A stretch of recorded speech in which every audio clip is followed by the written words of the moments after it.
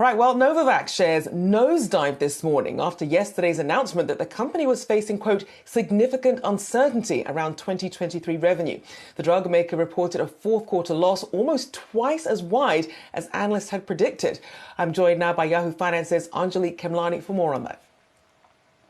That's right, Rochelle. So Novavax's story, of course, we've been following for some time. Really interesting as it's one of the major players in the COVID vaccine space broadly, globally, one of the most recognized names, but it has struggled over the years. As we know, it entered the market kind of late after some manufacturing issues set it back. So that is really catching up to the company right now. On an earnings call yesterday, the new CEO, John Jacobs, said the company is going through an assessment of its pipeline as a result of all this. As you see on your screen, looking at the earnings, $357 million for the quarter, but a total of $2 billion for the year, marking a pretty historic milestone for the company.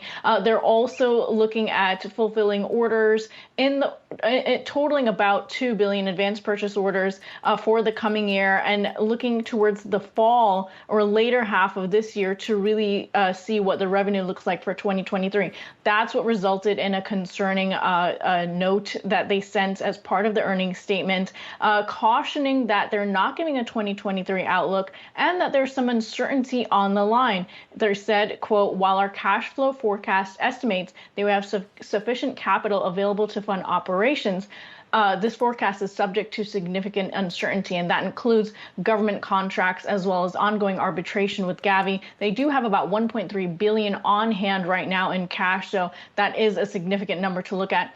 Meanwhile, going forward, they do have an order of 1.5 million doses from the government, looking at the commercial market, like I mentioned, for the rest of the year. And they're also looking to reduce spend, especially in R&D and the like, that goes to assessing the pipeline. They are also looking to strengthen their internal infrastructure, looking at a facility specifically in the Czech Republic as a way to expand manufacturing. So total, that's what's going on right now. Now, I know it was kind of a grim outlook for the company. They have been struggling, in this COVID race so far. I just want to throw back to an interview, the final interview with former CEO Stan Erck at JP Morgan Health. And what he kind of explained was the state of the company back in 2019 prior to the pandemic. Take a listen.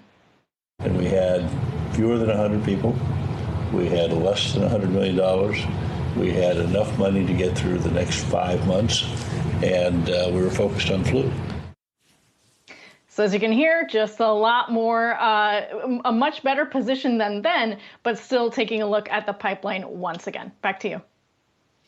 And shifting gears now, because big news this morning out from Eli Lilly. They've announced a series of price cuts that would lower insulin costs. What do we know about that?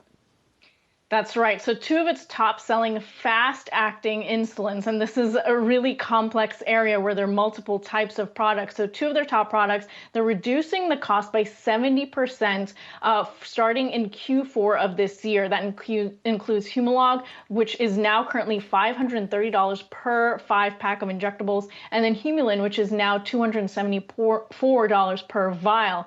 They are also reducing the cost of their unbranded insulin to about $25 per vial, and a new insulin that's coming on the market that is a competitor to Sanofi's Lantus will be $92 per pack, and that is a 78% price reduction from Sanofi's price. They also have introduced in the past couple of years different savings programs, including a card that would cap out of pocket at $35 per month.